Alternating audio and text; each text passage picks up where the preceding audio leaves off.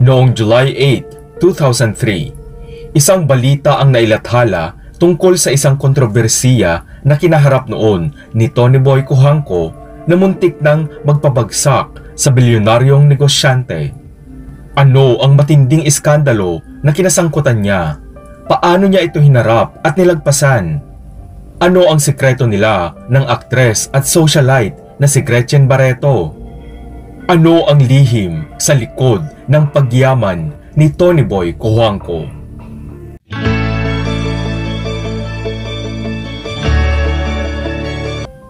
Si Antonio Tony Boy Cojuangco ay isang Pilipinong negosyante at naging presidente at CEO ng Philippine Long Distance Telecom o PLDT. Interesado rin si Cojuangco sa pagsasahimpapawid, paglalakbay at real estate.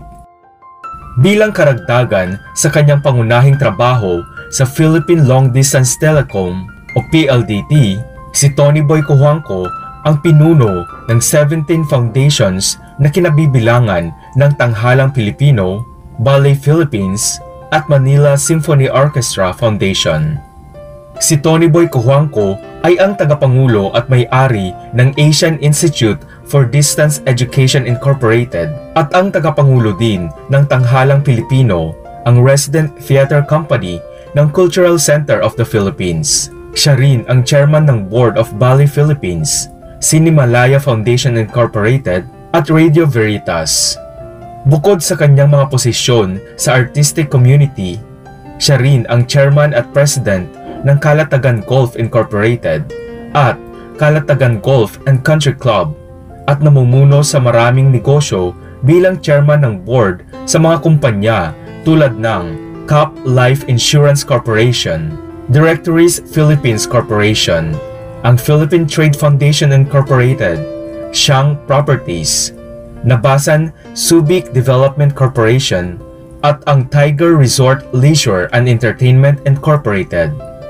Bilang Pangulo ng Asian Institute of Distance Education, naniniwala si Tony Boy na ang paraan upang gawing mas madaling maabot at pantay ang edukasyon sa mga marginalized at underserved ay sa pamamagitan ng probisyon ng distance education system, kaya naman itinatag ang AID noong 1980s.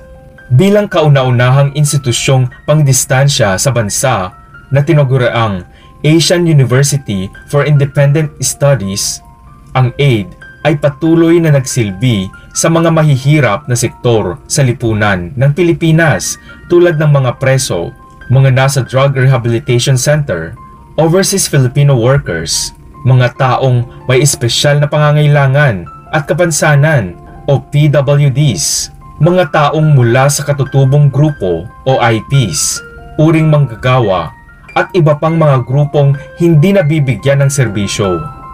Upang higit na palawakin ang access ng mag-aaral sa dekalidad na kinabukasan sa mas mataas na edukasyon, patuloy na sinuportahan ni Tony Boy ang AID Foundation upang paganahin ang pag-unlad ng mga individual at komunidad sa buong Pilipinas at higit pa kung saan nagsisilbi naman sa mga pangangailangan ng bansa. Si Cojuangco ay pinanganak noong 1951 sa Maynila dito sa Pilipinas.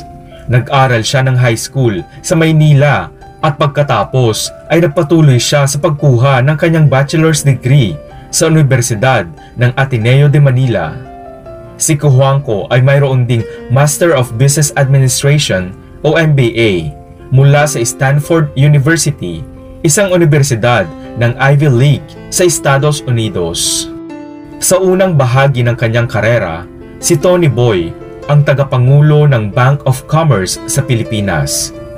Ipinagpatuloy niya ang pagsulong ng kanyang karera sa pamamagitan ng paghawak ng ilang matataas na posisyon sa maraming kumpanya tulad ng Air Asia Philippines, Bank Commerce Investment Corporation, Tiger Resort Leisure and Entertainment, at Associated Broadcasting Corporation.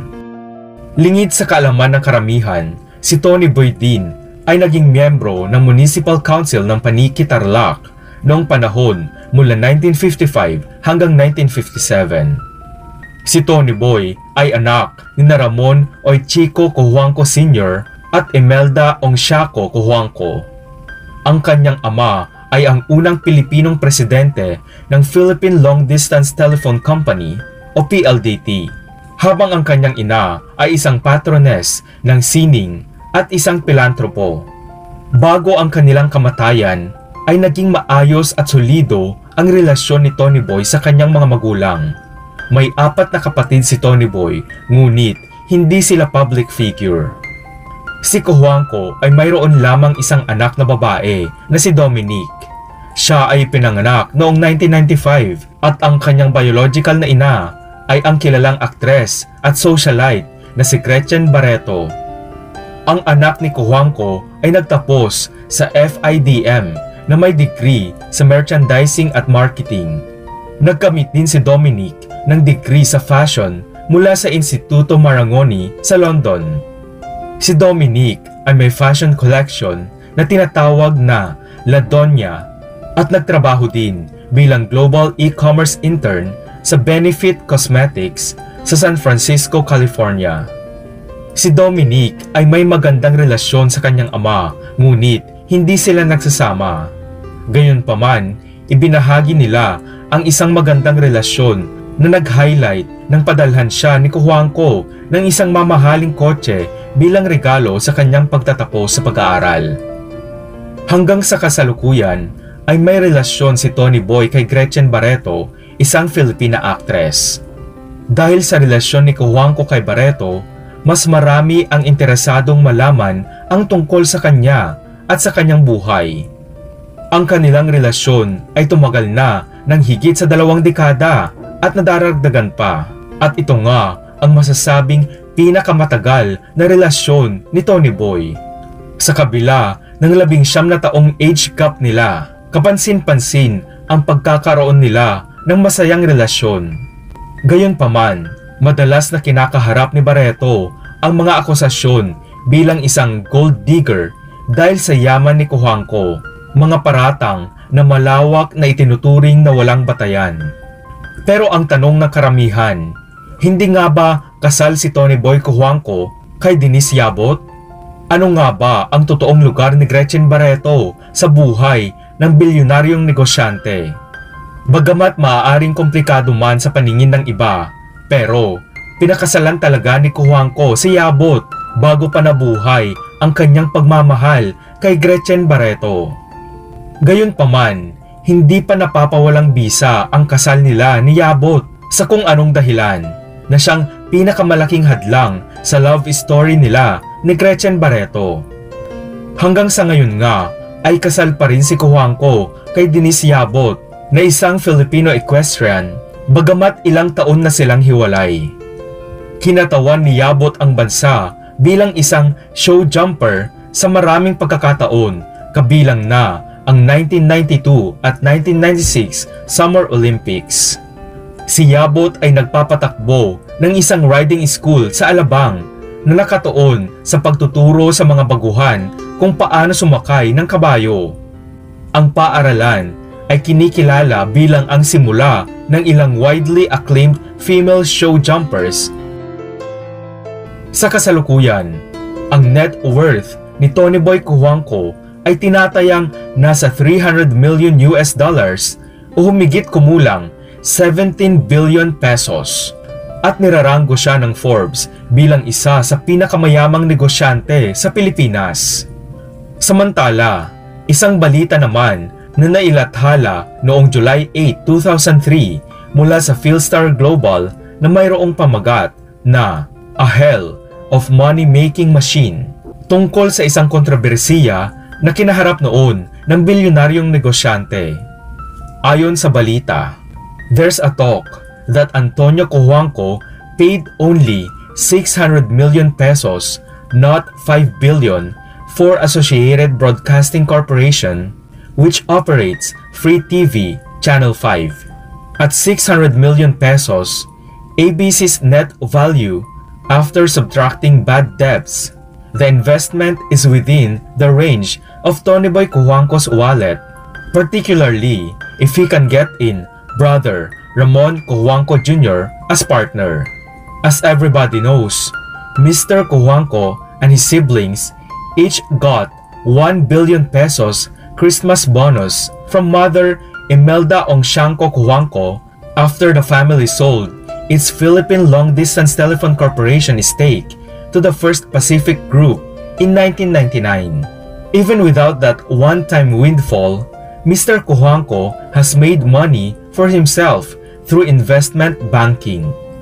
Largely because of his love life, many forget that Mr. Cojuangco is a certified brainiac, graduating summa cum laude from Ateneo de Manila University, and he also holds an MBA from Stanford University.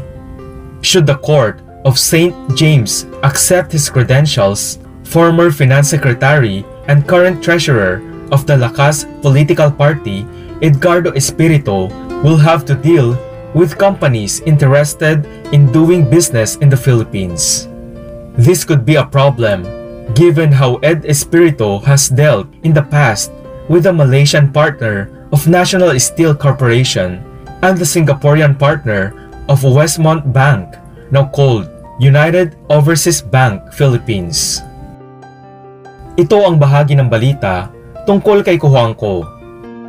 Samantala, narito naman ang nakakatawang katotohanan tungkol sa bilyonaryong negosyante. Ang paboritong kulay ni Tony Boy Cojuangco ay asul. Ang pinakagusto niyang holiday destination ay Greece. Ang kanyang mga paboritong celebrities naman ay sina Coco Martin at Angel Locsin. At ang bilyonaryong negosyante na si Tony Boy Cojuangco naman ay mahilig maglaro ng sports at mga video game.